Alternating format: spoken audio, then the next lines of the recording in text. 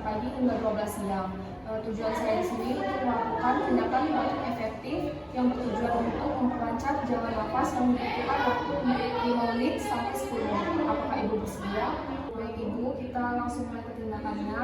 Sebelumnya Ibu bisa memperhatikan saya terlebih dahulu.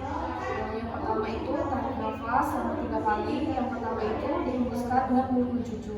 Lalu tarik nafas dengan selama 3 detik. Hembuskan, ditarik nafas lagi, tahan selama 3 detik, lalu dibatukkan dengan keras.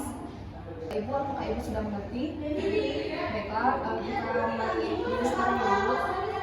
Yang pertama Ibu bisa tarik nafas, tahan selama 3 detik, hembuskan, tarik nafas, hembuskan, tarik nafas, lalu dibatukkan.